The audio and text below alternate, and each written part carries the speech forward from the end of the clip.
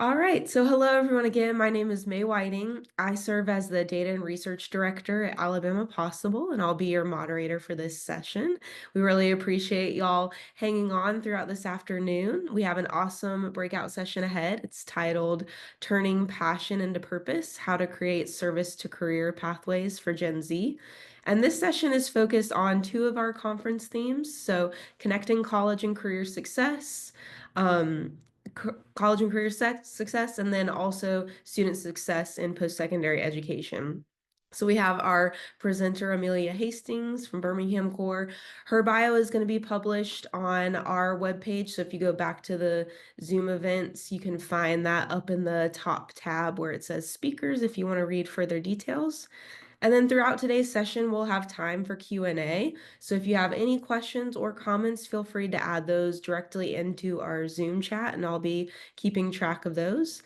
And then as a reminder, when we exit today's session at the end, you'll be asked to complete a brief survey that should just pop up in your browser. So we ask that you please complete that so that we can have your feedback and improve things for next year. But with all that being said, I would now love to turn it over to our presenter for today. Hey y'all. I am really excited to spend about the next hour together. I know that this is post lunch, so I have done everything I can to make this as interactive and engaging as possible. So there are going to be points where I ask y'all to either drop something in the chat or come off mute, because I definitely want to hear from you throughout the session. So I first want to introduce both my team and myself. Birmingham Core is a relatively young organization in the Birmingham area. We will be coming up on our 3-year anniversary in June. So most people haven't heard of us yet. But here at Birmingham Core, our mission is to enlist and mobilize talent to accelerate social change in Birmingham and advance workforce access. We believe that there are a ton of really amazing residents who have a passion for giving back to their community, and want really meaningful careers in Birmingham, but just don't yet have the right access or opportunity to launch their career. So we work with folks at a wide range of ages and entry points into their career to set them up for success long term. And as we are a young organization, we are also a pretty tiny team. There are just 4 of us. Our founding executive director, Yamini Bhatt, has been leading the ship since we first became an organization. We get a ton of support from our operations and executive assistant, Kelly Floyd. And then myself, our deputy director of strategic partnerships, as well as my teammate, Ashley Fowler, who is a graduate of a program that is a model for service to career pathways that I'm going to go into a little bit later. So we have someone on our team who's the living proof of our mission come to life and has graduated from one of our programs. And a little bit more about me, why I'm up here talking about how to create pathways for Gen Z. What's my experience with them? As I was preparing for this, I realized that I really have been working with Gen Z my whole career. My very first, and I will still say the best job I ever had, was as a kindergarten teacher out in Houston, Texas, at a public charter school there.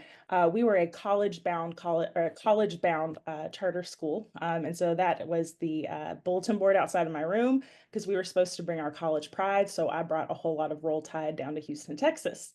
And after a couple of years in the classroom, I had the opportunity to move into coaching roles for other teachers who were just launching their careers. That's a group of amazing second grade teachers that I had the honor of working with while they were in the classroom. And then after having taught Gen Z when they were just little 5-year-olds in my kindergarten class, I then fast forwarded about 10 years later to working with Gen Z as they were in college.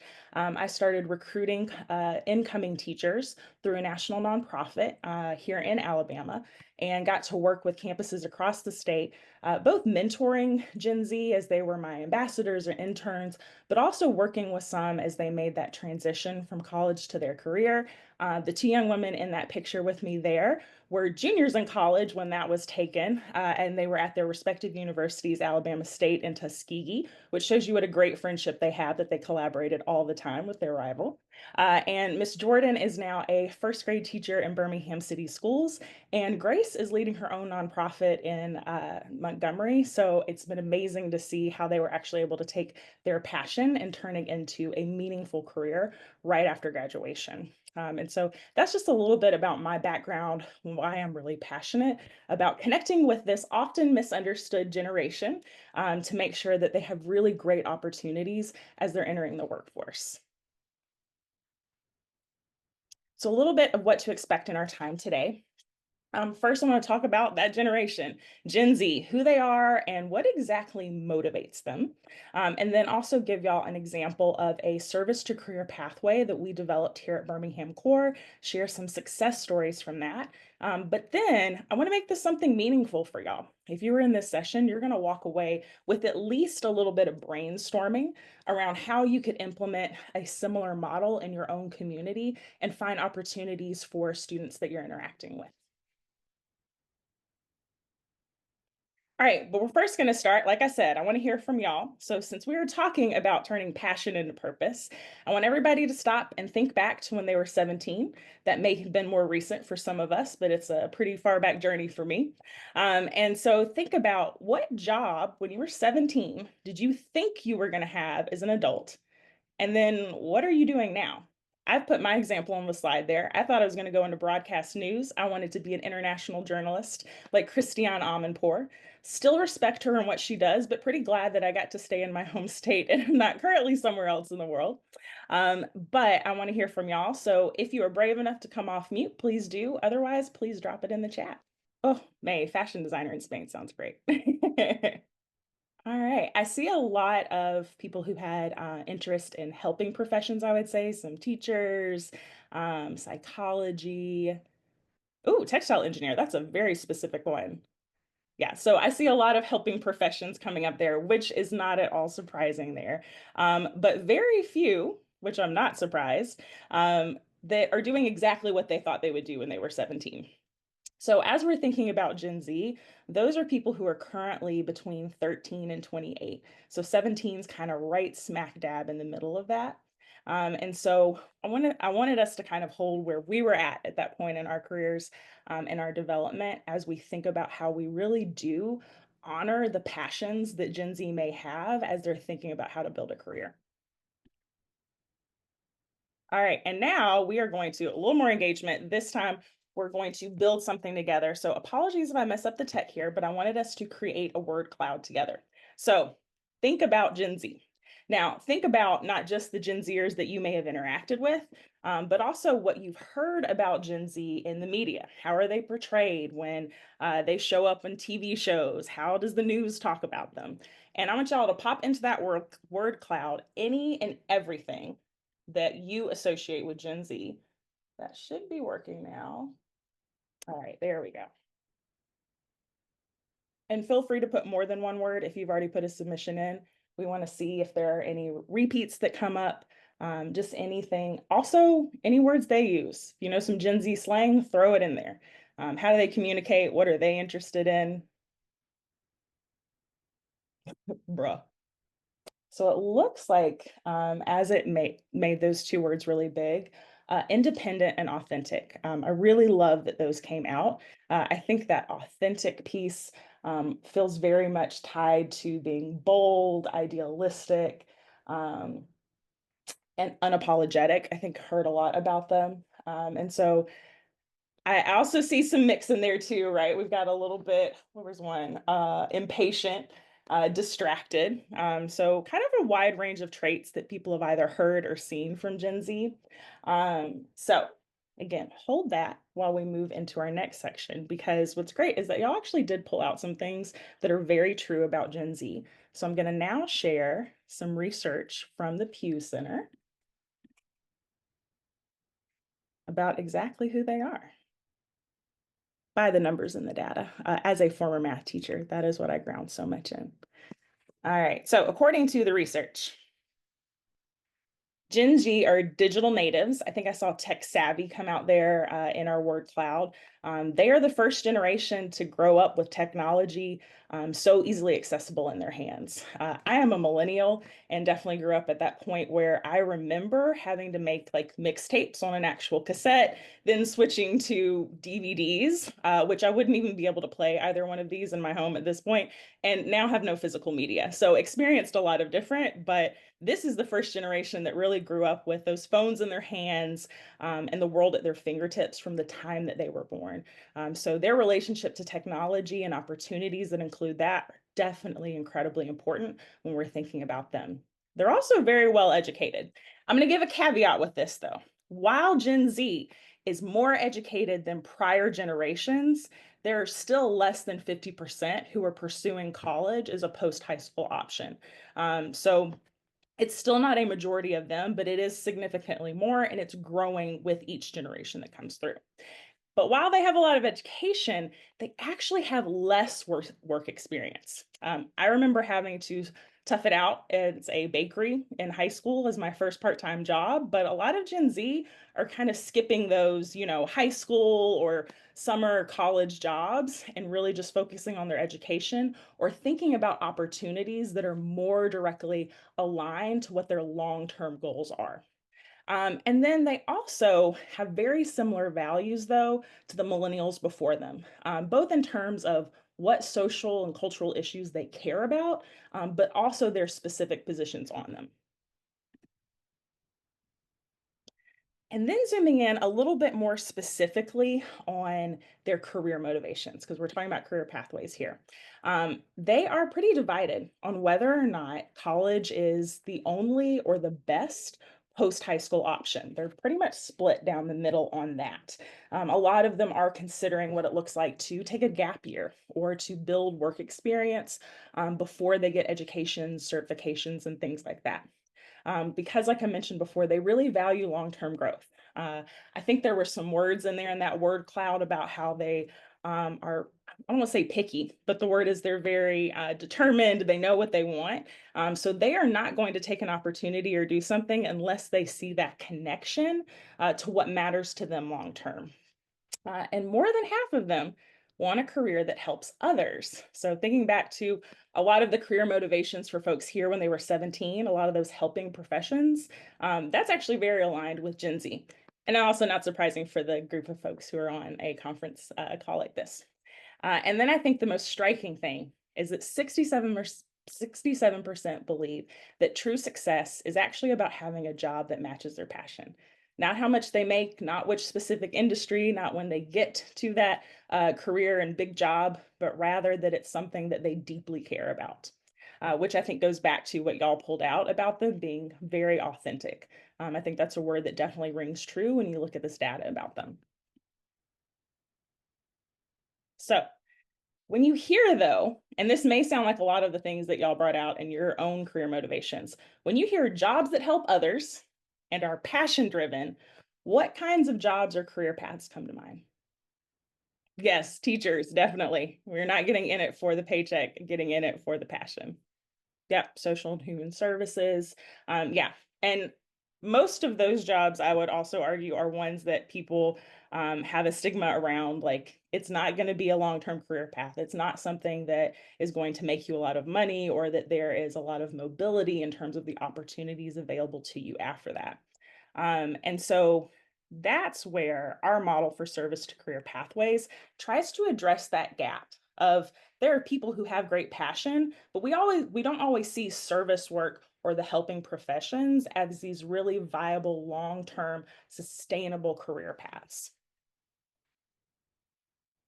And so I want to share a quick quote.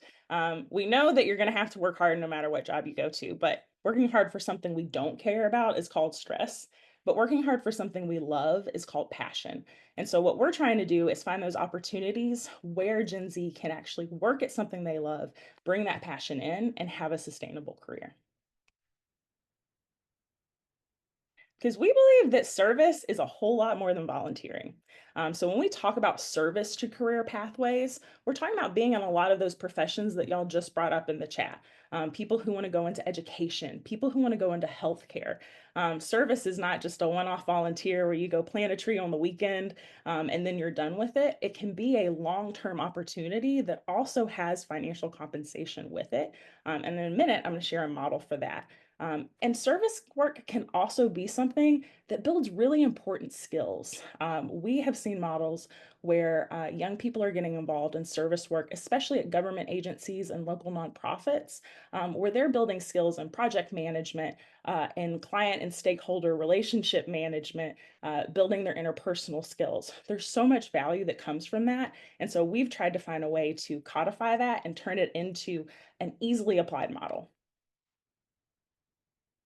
So this was the very first program that Birmingham Core launched, and I will say definitely in terms of impact, the most successful program we've run.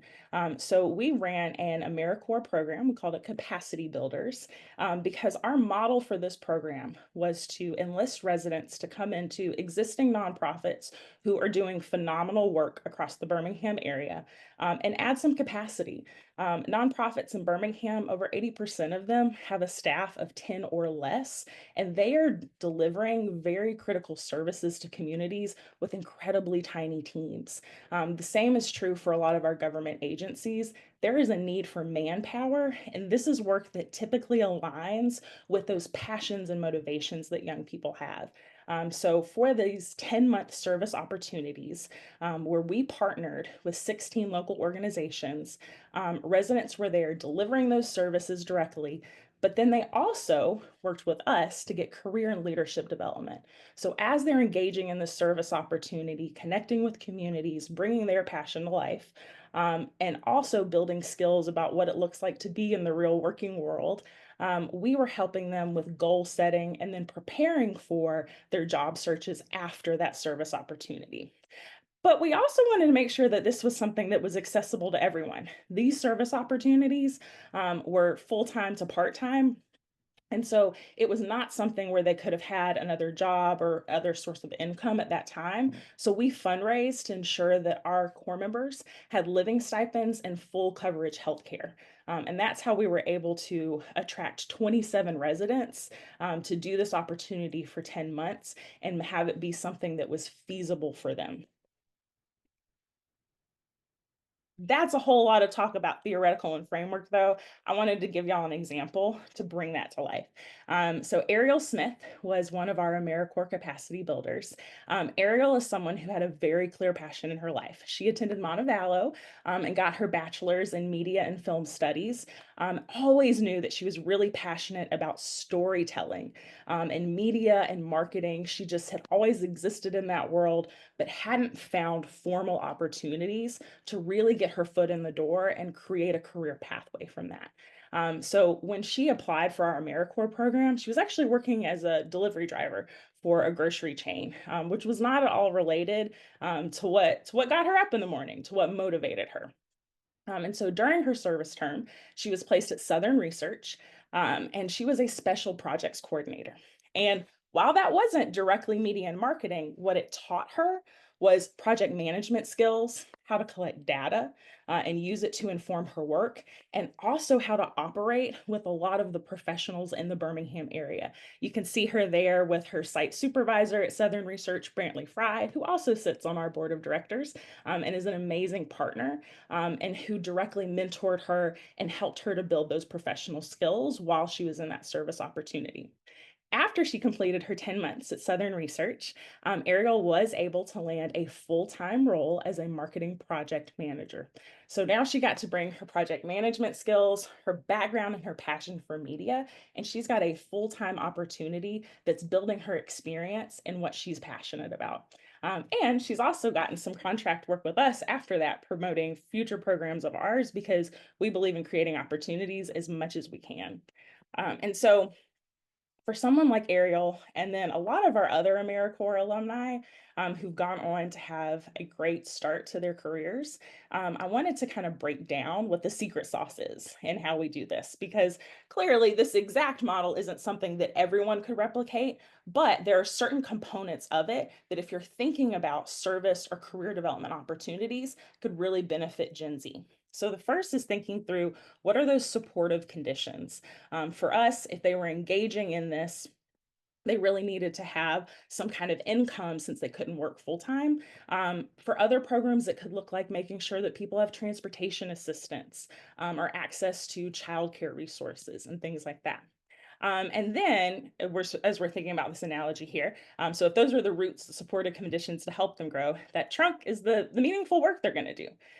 Whether it is at a nonprofit, a local business, or even a big corporation, whatever the work is it work that's going to build skills that could be used in a wide range of industries? And then after that, we also add in this component, think of these as the actual branches on this tree of access to the right networks. So when we worked with Ariel, we knew that she wanted to shift into that media and marketing and made sure that we connected her to people in our personal networks that could give her that access and later helped her land that role.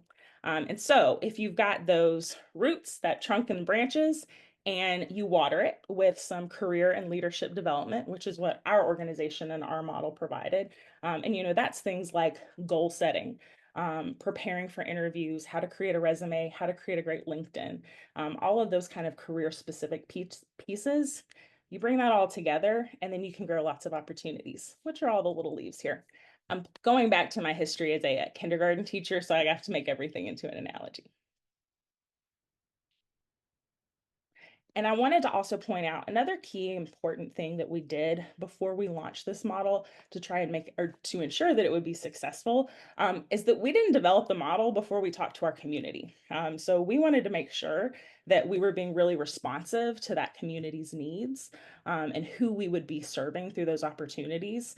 So we led a listening tour. We went around and we met with dozens of people who were at nonprofits, people who were residents, and just any and everyone in that ecosystem that could potentially be impacted by this work to hear from them. What issues is this community facing? What needs are there? And then what assets already exist? And so through that, we were able to create a program that really was matched with the kind of service that we wanted to deliver, and then the kinds of pathways that we wanted to create for those service members. All right, I promise that was the longest bit that I'm going to be talking in just a minute. I'm going to actually give y'all some time to reflect. And so I want you to step back and consider your community. And so, as we're thinking about these four key pieces that can create a really meaningful service to career pathway, there are a lot of different people who can deliver that in communities. So, if you're thinking about skill building through experiences, that could be nonprofits, government agencies, public utilities companies, small businesses, and especially those community colleges and four-year universities. Even if it's not a full degree program, there are tons of certification opportunities, audits that could create that skill building. And then also, if you're thinking about wraparound supports and any kind of financial stipends, because again, our program model was possible because we applied for a large federal grant, but there could be tons of other models where you get more localized funding or find services and services and opportunities in other ways. So it could be grants and fundraisings, it could be shared costs with partners, or even just finding free services that already exist in communities, which was something that came up a lot when we led those listening tours. Um, and then thinking about that career and leadership development component, again, colleges and universities are fantastic for that. There's nonprofits like ours. There's also consulting firms and just individuals with really strong expertise who we often lean on when we bring in for some of those more specific skills. And then also networking. We've got to get folks plugged in. And so that could be through events that you're already at or just learning about new ones and thinking through where there might be connections that already exist in your personal network. And just one example, because I'd given kind of what our program model was, but to show how this could be in different contexts, we've used a very similar approach in developing a healthcare pathway here in Birmingham. And so for that, the skill building comes through Jeff State Community College. Those wraparound supports are through funding from the Women's Foundation of Alabama and Central Six. We're still doing that career and leadership development piece again. And then networking is, again, one-on-one connections, but also things like a local job fair. All right, so I'm about to give y'all, I think I talked really fast because I'm very ahead of schedule. So I'm going to give y'all about 8 minutes actually then to really consider your own community. Thinking about who it is that you serve, what age those Gen Zers are, whether they're closer to that 13 or they're 28 and already in the workforce.